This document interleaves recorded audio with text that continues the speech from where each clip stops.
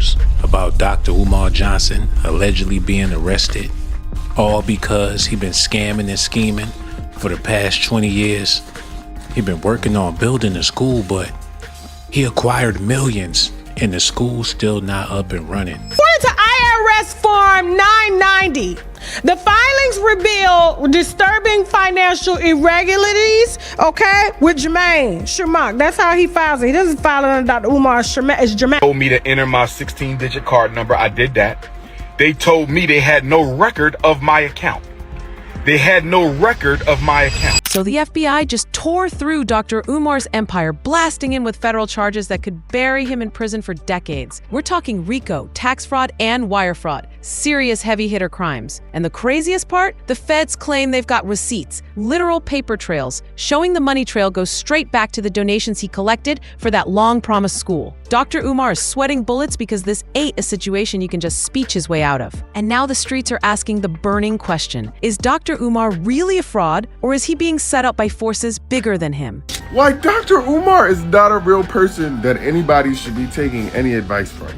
I hope that we all understand that, but it seems like some folks are surprised. But before we even break down those charges, let's talk about the exact moment Dr. Umar realized he was about to be snatched up, because he did not handle it well. He jumped on Instagram Live, and instead of his usual fiery preaching, he spiraled into a desperate rant. He was shouting about the system targeting an innocent black man just trying to uplift his community. But this time, something was different. He wasn't confident, he wasn't bold, he looked shaken, like a man who just got smacked with reality. His eyes darted, his voice cracked, and he started rambling about his accounts being frozen. And now we know why. Those very accounts are the centerpiece of the Fed's fraud case that could lock him up for decades. Umar has access to no money right now because my personal account contains all of my money. I only send it to Apple Pay and PayPal as necessary.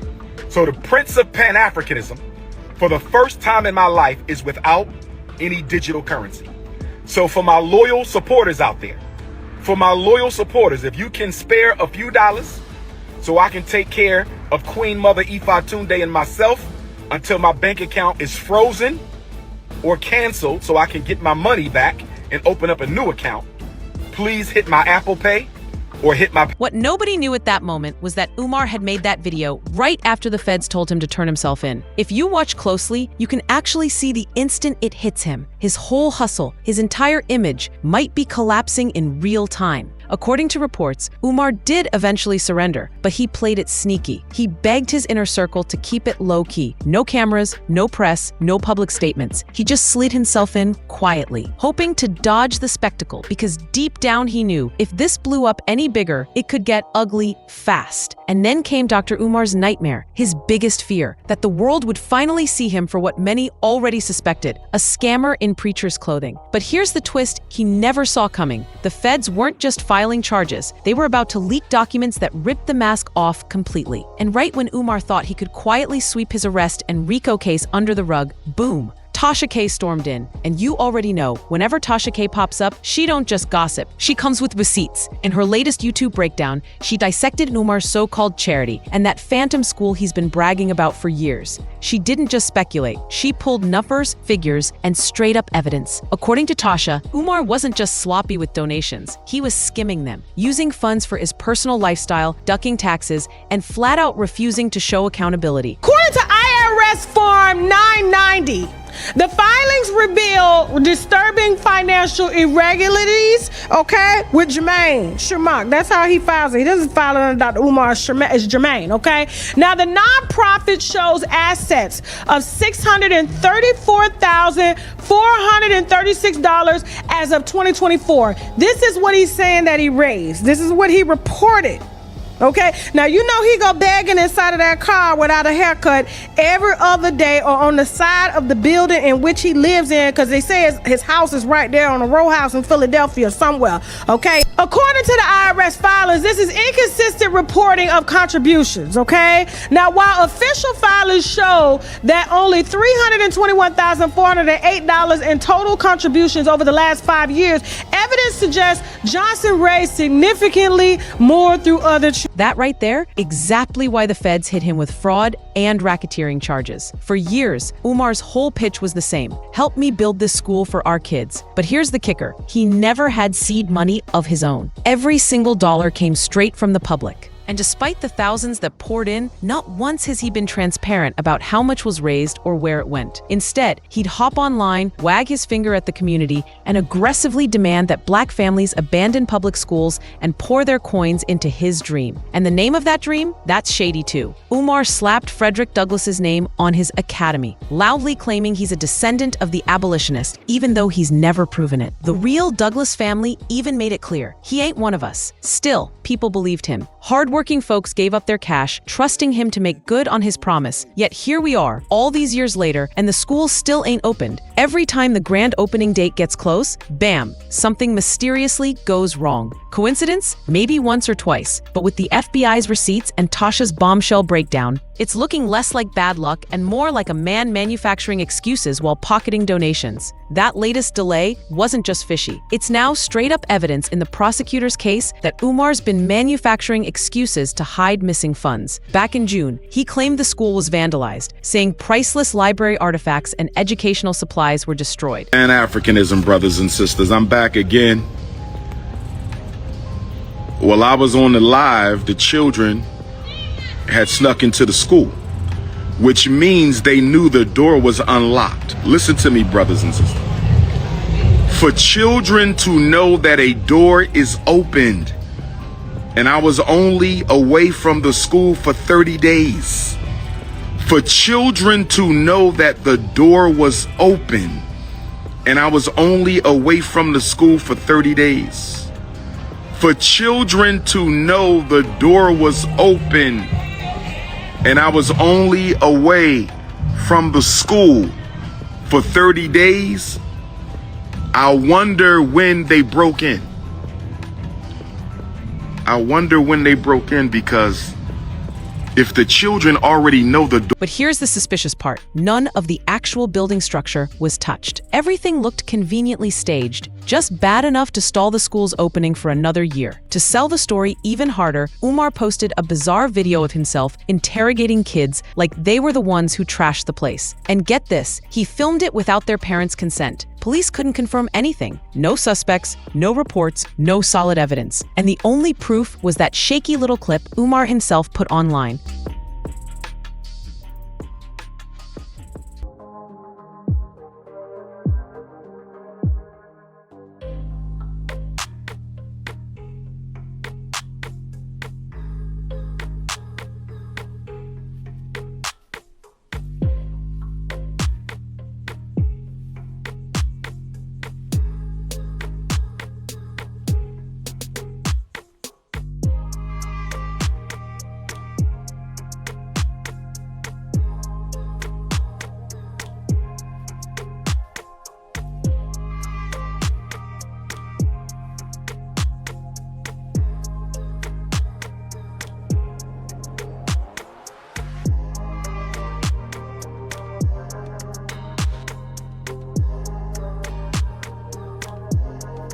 Honestly, if you watch it, it doesn't scream major damage. Definitely not enough to justify pushing the school launch back by an entire year. The internet wasn't buying it either. One viral comment nailed the vibe. Where's the proof? Where are the photos? Where's the insurance claim? Or is the real vandalism you and this whole project? Another person who knew banking laws even exposed flaws in his frozen accounts rant, calling it messy and unbelievable. People smelled cap all over the place. And then weeks later, the real story dropped. Turns out there was no mysterious vandal. Umar had been ducking his vacant property registration fees and even skipping utility bills. Because of that, the building was literally on the verge of auction. Reports said the property was about to hit the block on August 25, 2025 if he didn't cough up the money. So what did Umar do? He flipped it into his usual act. Instead of owning up, he cried foul, claimed the fees were punitive and discriminatory, painted himself as a victim of the state trying to shut him down, and of course, begged for even more donations. Classic Umar move. Turn a crisis into another fundraising pitch while ducking the real issue. According to Tasha K, all those stunts Umar pulled, the fake delays, the victim rants, were just ways to dodge prison. GoFundMe campaigns,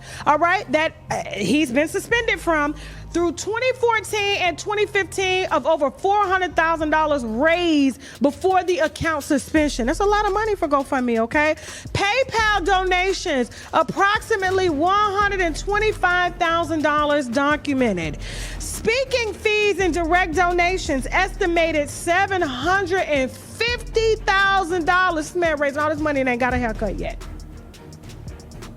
Total estimated funds, 1.6 to 2 million that they can account for, and this is with them digging. They've been on this, okay? And we're gonna talk about how much they've been on this, and that's the reason why that damn school is on the auction block right now, vacant school that never opened. And he promised to open it in 2013 and kept pushing back the opening date and blamed us, well, not me, y'all, if y'all donated, as to why it can't open, because black people can't stick together, okay? Even though he was running it like a mom and pop. But if you thought Tasha's receipts were messy, wait till you hear about the leaked federal documents that blew his whole PayPal hustle wide open. That's the moment Umar realized the feds weren't playing with him at all. The leaked report claims Umar raked in over $1.5 million in donations through GoFundMe and PayPal. Money he said was for the school and community uplift projects. But here's the scandal. No one knows where that cash went. No schools built, no programs running, no results. Every time folks pressed him, Umar dodged with another dramatic video, warning the black community that the system was out to destroy him. That tactic worked for years until the questions started piling up, and the loudest voice calling him out, Charleston White. He dragged Umar for preying on black women, saying Umar uses emotional blackmail to look like an ally, when really he just wants their pockets. And Umar Johnson, and I don't know what's going on with his school, but I know that you know what's going on with the school. It ain't been built. Shit, ain't nobody seen the classroom. Just seen the flag hanging out, flying in front of that. They've been talking about it for 15 years, 16 years or something like that. Yeah. He been lying. And results is everything. Yeah. Results is everything. I ain't never built nothing begging, other than Joel Osteen. But his daddy passed him to church.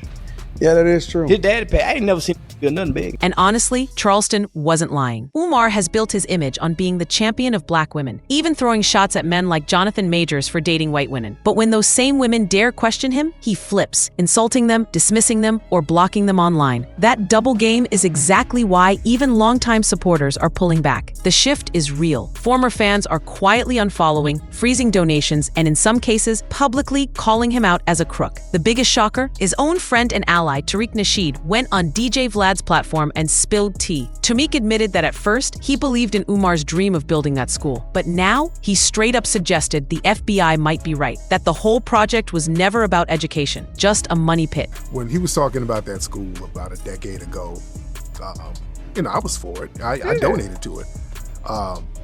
And a lot of people, every time Umar does something, they would tie me in. Really? Oh, they would always tie me in. I've never heard about this. They would always tie anything he did. Hey, Tariq, what's up with Umar? Because I put Umar on. He wanted to use that notoriety to get money for the school. I'm like, hey, I'm all for that. But then when people start seeing all of the excuses, people start getting skeptical, and people start always coming to me, man, what's up with Umar? You and Umar in y'all school. Hey, I don't have, hey, no, y'all school. No, it's not y'all school. No, but you had them in your movies. They just tie me in, and I can't. I said, look, to be honest, I don't think the school is happening. I said this about around 2017, and Umar we fell out because he started kind of attacking me publicly. And I helped the guy get truth. Yeah, he started attacking me, and then I started getting in on him. So we fell out, and I told people back in 2017, I said, let me keep it a bean, man. That school ain't never gonna get built. That's just don't ask me about it again. That's my opinion. It ain't gonna get built, man. Just base.